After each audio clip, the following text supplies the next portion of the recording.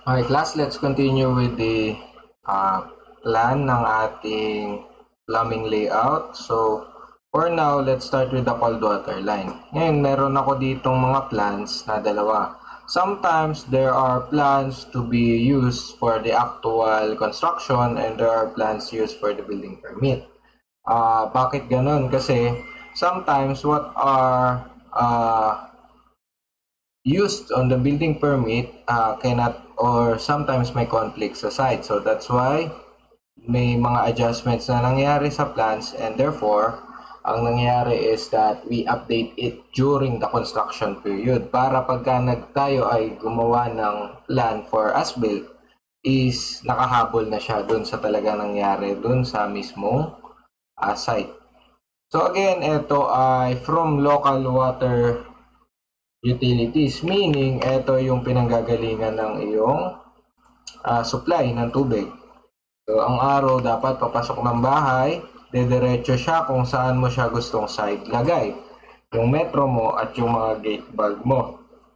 Ngayon, kadalasan nilalagay siya sa tabi ng gate. Ngayon, bakit siya nandito is for the safety na lang din siguro ng mga metro, and sometimes ang priority naman dyan is yung kumbaga convenience nung piping system na baka pagka dito natin ilagay mas konti yung pipes na gagamitin kaya dun din nilagay, or sometimes preference din ni client.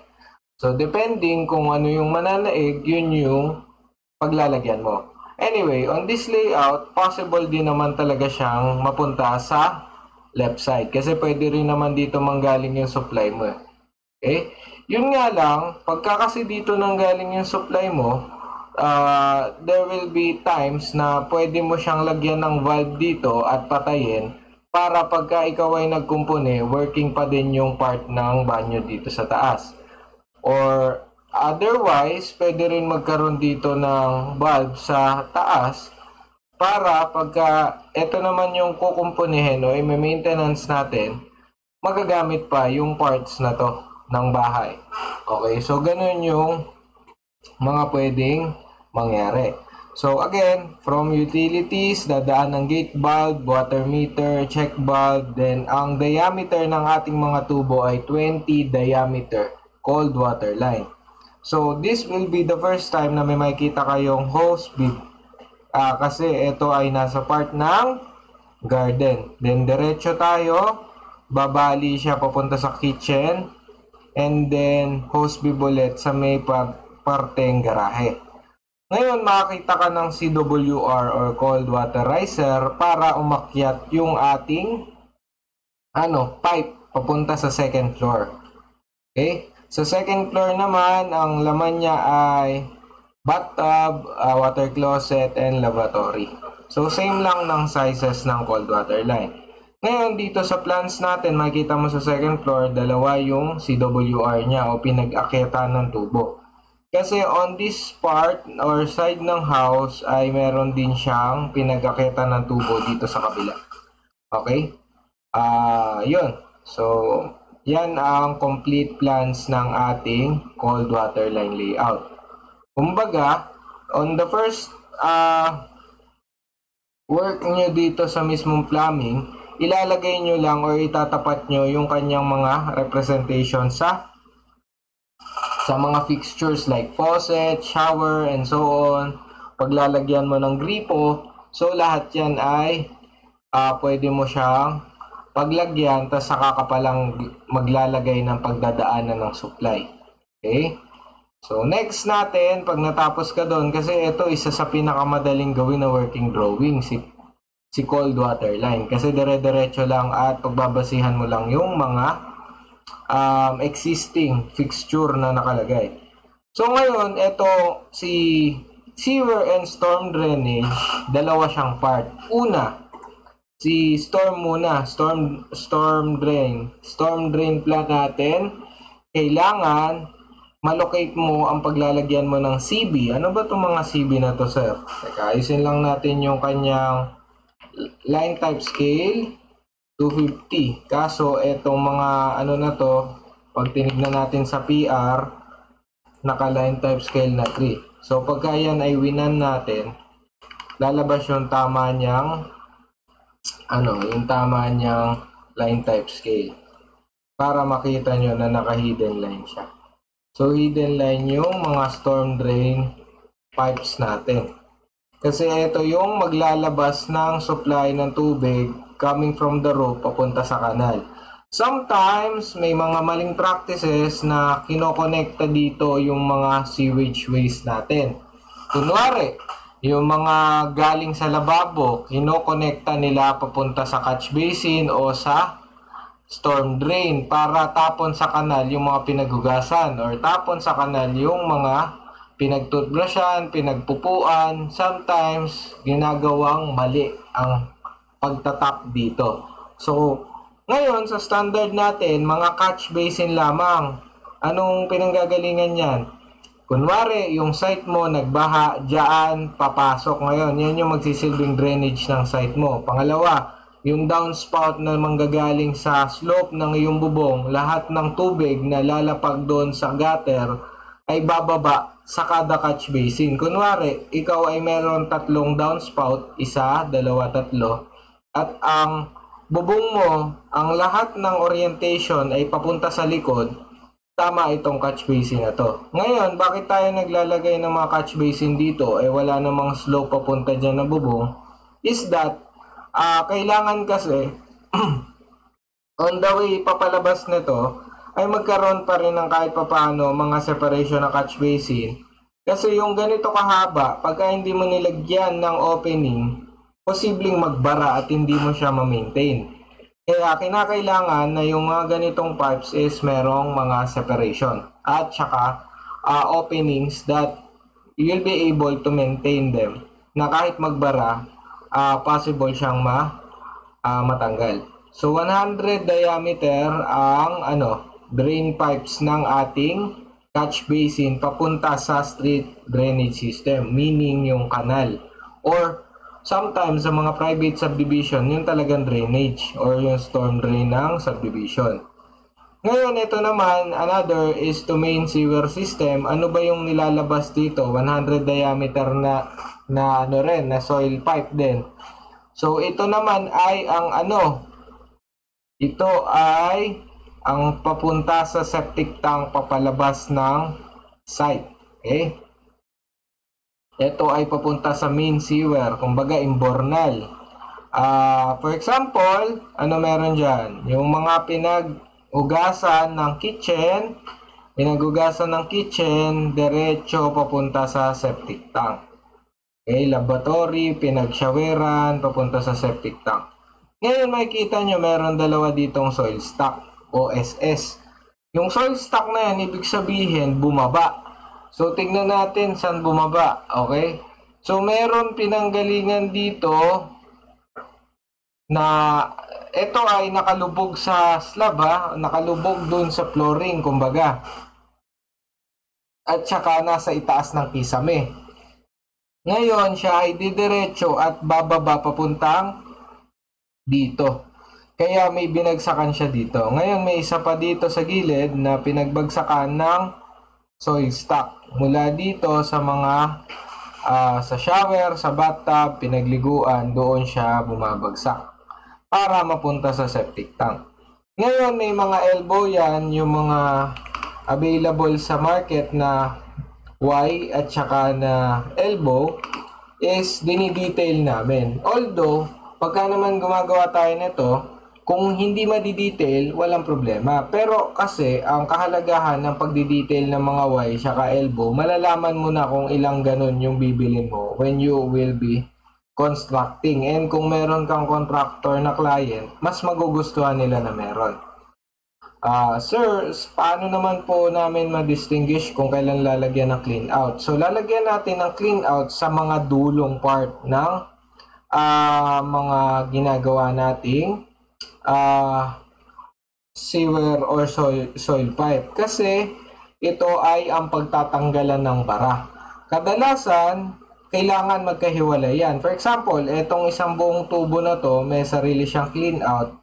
Para pag to binuksan, at nilinis natin yung tubo na to ay hindi apektado yung ibang branches ng papunta sa septic tank. Kumbaga, operating yung ibang parts ng sewage system natin, pwede pang mag-CR kahit na kinukumpuni ng plumber o ng tubero ang iyong kitchen. Ganon. May sarili siya.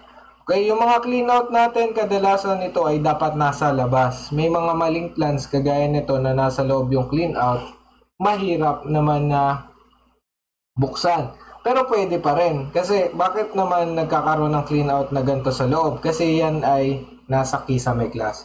So kung meron tayong access panel dyan at bubuksan yung clean out ay pwede pa rin naman. Yun nga lang, dapat maisip natin ano yung nasa ilalim. Like for example, dito naman yung ilalim niyan, merong drain.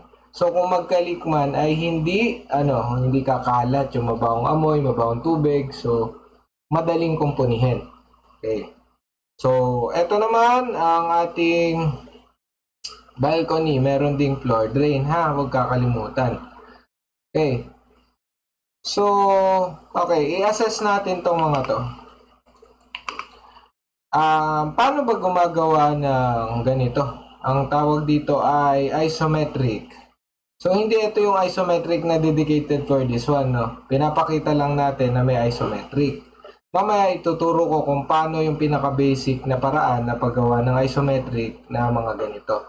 So, may mga sizes yan. Paki-note class. For example, itong water closet, ang taas nito dapat ay 300. Ang lavatory naman, ang taas nito ay 400. Ang shower naman, ang taas nun ay 1.8. I don't know kung meron dito. Pero ang taas ng shower ay 1.8, 1,800. Again, water closet is 300, lavatory is 400, and 1.8 yung shower. Okay? So, ito, kinukuha lang natin, marahil kailangan meron din kayo mga ganitong examples.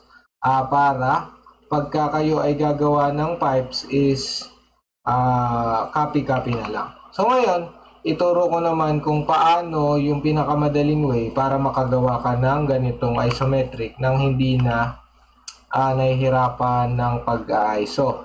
So, kuhanin mo to, Control-Shift-C, reference, and then create new, Control-B, double-click sa scroll, makikita mo yung mga pipes na kinuha mo coming from the other file. Kasi nandito yan, di ba, sa plumbing. And then nasa drawing 2. Then set the orientation of the model view into SW isometric. Makikita mo naka-isometric na siya, di ba? And then ibabalik natin yung world sa top view. Paano yung gagawin? UCS space and then dito sa baba may nakalagay na pamimilian, di ba? Piliin mo yung view. V, enter. So, ayan, magiging yung plane mo diretso ulit at pagka ito ay kinapi mo, Control-Shift-C, ibalik mo dun sa plumbing, Control-B, naka-isometric na siya sa isang diretsong plane. Top view pa rin yung file mo. Okay, so ngayon yung pinag-uusapan natin kanina na 800 tsaka 200, ay 800 tsaka, 300 tsaka 400, pwede mo na siyang ilagay dito. Yan. For example, anuhan mo lang siya, tatapatan. So, kung ito ay naka-block, tanggalin natin. So, gawin natin, water closet. Ilagay mo siya sa mga water closet kagaya nito. Tapos, i-delete mo to. Para sa isometric ay nakatayo siya. Okay? So, ito naman, lavatory. Ang usapan ay 400. Ay, sorry, sablay.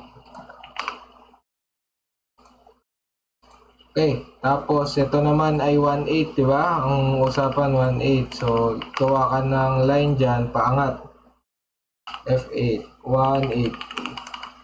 Tapos, N. M. Parang masyadong mataas, 1.6 ata, sorry. Bawasan natin 200. Yan, shower. 412. I don't know, sorry, hindi ko makita kasi yung ano natin, reference. Tingnan ko, meron dyan dito sigurado, shower. Eto, class, paki-verify. Okay, class 1.8 nga, no? Ang height mo na gagamitin sa mga shower ay 1.8. So, 1.8. Kumbaga siya yung real life na taas ng banyo. So, plus 600 kasi 1.2 yung binabaan ko kanina. Ngayon, class, di ba may CWR? Kailangan makuha mo yung height ng structure mo.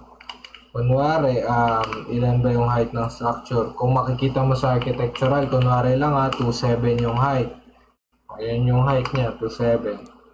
Tapos ang gagawin mo para maipatong tong second floor, kuhanin mo yung CWR na to at ipantay mo dun. So, trinay na namin to yung ibang section sa klase, hindi nagtugma. So, hopefully dito magtugma, hindi pa rin. Okay, so, ulitin natin, ilagay natin siya doon ulit ng pangalawang beses. Yan. So, ang gagawin natin ay ilalagay natin dun sa CWR. Copy natin tong isa nating riser at itapat dito sa riser na pangalawa. Ngayon, since nandito na naman yung lab at saka WC, pwede na yang burahin para hindi makagulo. Tapos, pwede na natin siyang itapat dun sa mismong riser sa baba. Yan. Para mas maintindihan na ito ay para sa WC, ito ay para sa shower. Pwede mo nang i-copy siya. Tapos sa laboratory. Okay, sa shower. So, pagka hindi akma, kunin mo na lang tong height and then ilagay mo dito. Then, akyat mo ngayon to. I-akyat mo sa kanya. And then, labelan mo ng shower. Okay. So, yun. Yan yung way ng pag-isometric ng cold water line. And ganun din naman yung sa pag-isometric na tong Ito naman is kinakabit lang. For example, di ba, pag in-isometric natin yung catch basin, syempre box lang yun. Tapos pwedeng i-copy mo na lang yung ganito para mas madaling makagawa ng boxes. Okay? Ang gagawin mo naman, kunwari may metro ka na ganito, sa totoong buhay nakatayo yan, so itatayo mo rin siya. For example, ay 300. Tayo mo siya ng 300, lagay mo dito yung isa. Yan. Tapos copy mo to at saka yung metro move natin paangat. Okay, yan.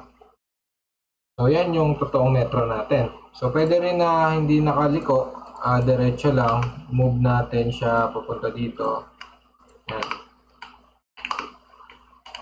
Tapos trim na lang natin yung mga sobrang linya.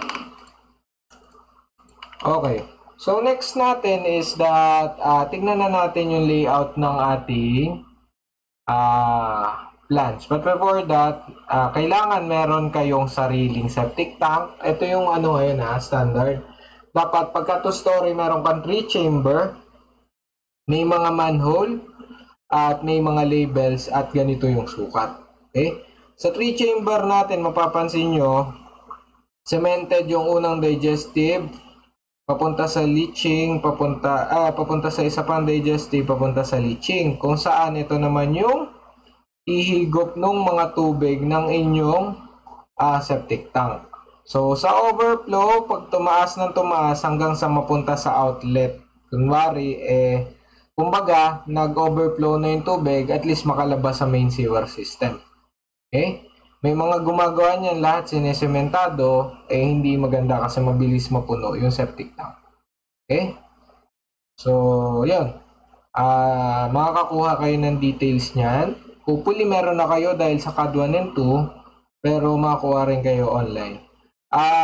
Details din ng catch basin, kailangan maintindihan nyo yung catch basin at saka ma-detail nyo siya ng maayos para may pagsusundan yung gagawa. Like, gaano ba kataba yung catch basin mo, anong itsura niya, saan papunta yung pipe, ganun. Okay? So, next natin is checkin natin yung layout.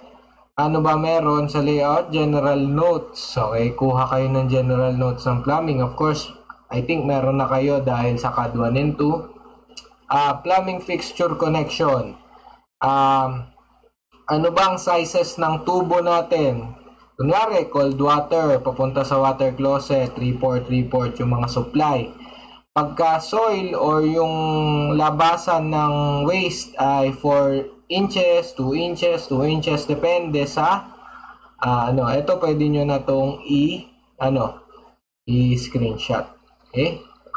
At saka gumawa ng sarili nyo ganun. Again, details of septic tank, detail of catch basin. Sometimes hindi naglalagay ng isometric, pero napakaganda na maglagay ng isometric kasi minsan may mga hindi makita na nag-overlap na plumbing system. Okay? So, pwede nyo rin ulitin yung legends, pero kung mapapagkasya siya sa isang sheet, much better. Ngayon, kung hindi naman, pwedeng ulitin si general notes at si legends on the next page. Pwede rin to si schedule. So, kayo na bahala mag-organize ng mas magandang tignan na layout. Yun lamang sa plumbing, isa to sa pinakamadali sa working drawing, and see you naman doon sa last part, which is the structural. Hopefully ay ma-integrate ito lahat sa mga plans ninyo. Thank you!